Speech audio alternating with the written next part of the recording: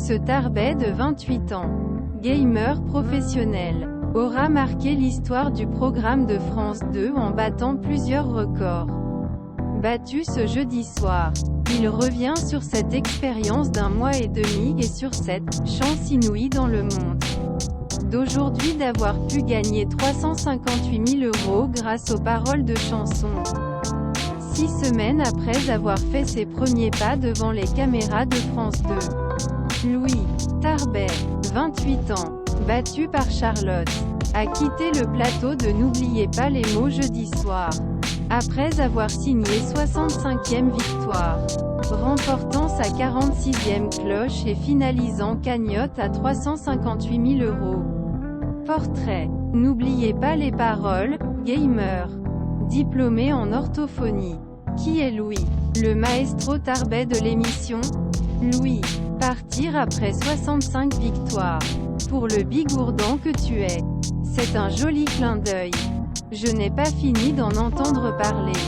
Pendant le cours, les gens m'ont dit que ce serait bien d'arriver à ce chiffre pour mon département.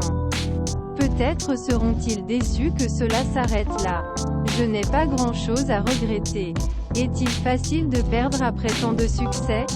Je suis un assez bon joueur. Même si j'aime gagner. J'ai perdu contre quelqu'un de très fort et qui mérite sa victoire.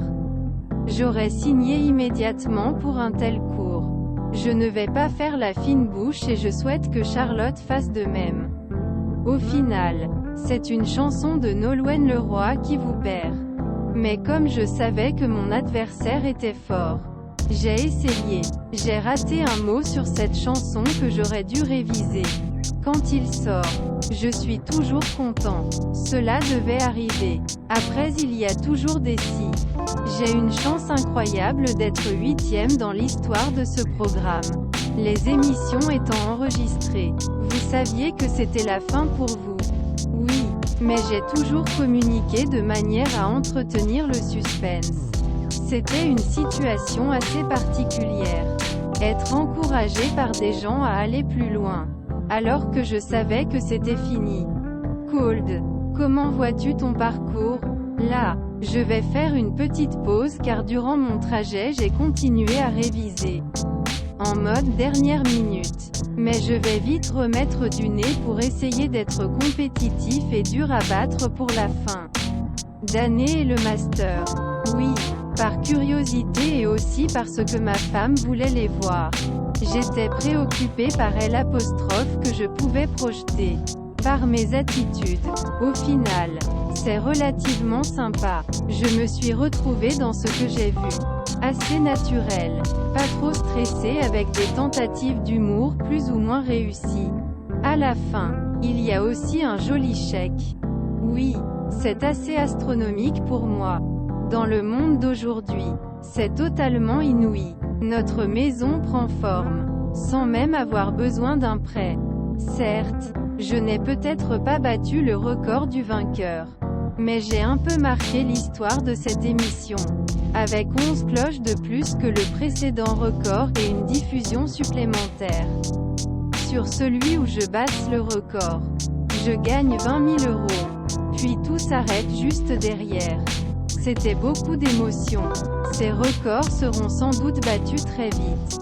Car le niveau monte. Mais c'est une vraie fierté. Partagée par vos proches et la Bigorre. Pour eux aussi.